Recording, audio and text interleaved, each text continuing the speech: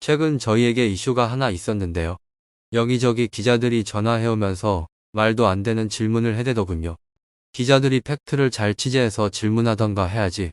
이건 모두 추측이나 어디서 들었다는 이야기로 답변을 억지 요도하거든요. 언론이 이래도 됩니까? 이슈가 터져 정신도 없는데 이런 수준 낮은 질문들에 우리가 계속 답변을 해줘야 하는 건가요?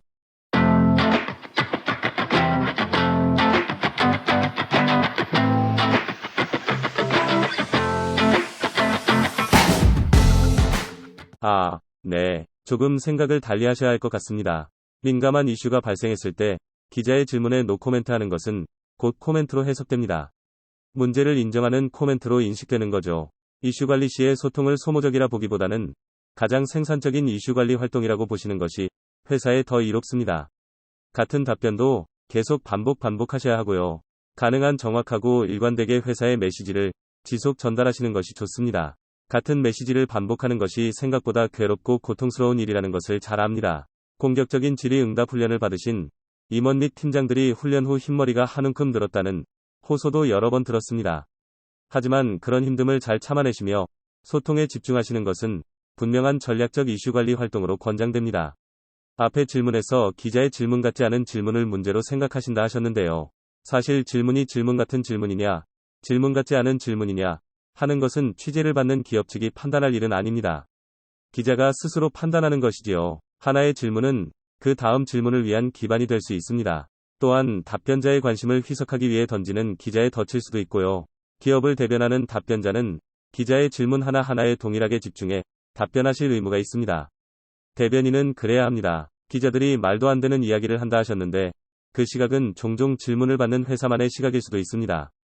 TV 보도를 보는 시청자들이나 신문 기사를 읽는 독자들이 맞아, 기자의 질문 같은 시각도 있는데 그에 대한 이 회사의 입장은 무엇일까 생각할 수도 있다는 거죠. 반면 회사 측에서처럼 구태여 그런 질문을 해서 국민들에게 우리를 부정적으로 인식되게 할 필요가 있나? 라고 보는 시각은 문제일 수 있죠. 이 다름을 인정한다면 기자의 질문은 말은 되는 질문일 수 있을 것입니다. 답변의 동기가 된다는 거죠. 청와대나 백악관에서 대변인들이 기자의 질문에 가끔 이런 답변을 할 때가 있습니다. 그 질문에 대해서는 답변할 가치를 느끼지 못합니다.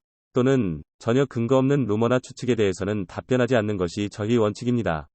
이런 식의 답변도 있을 수는 있습니다. 하지만 이런 답변이 유효하려면 해당 질문이 여러 기자들 사이에서도 설마 그게 사실이겠어?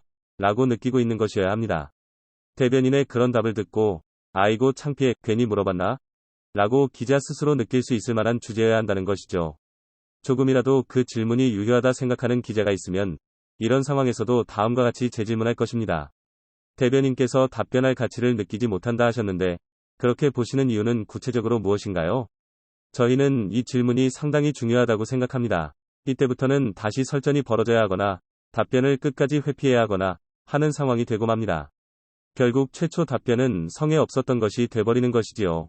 다시 말씀드리지만 기자의 모든 질문에 대하여 대변인은 답변할 의무가 있습니다. 질문하는 직업이 기자라면 답변하기 위해 존재하는 직업이 대변인입니다. 질문이 기자의 충분하지 않은 취재에 근거하거나 기자 개인의 추측이나 억측 또는 때때로 억지에 근거하는 질문이더라도 요연하게 정리된 답변을 전달하는 것이 좋습니다. 100번이나 1000번을 물어도 정해진 답변을 연결해 반복하고 하는 전문가가 훈련된 대변인입니다. 대변인들이 기자를 평가하듯 기자들은 대변인을 평가합니다.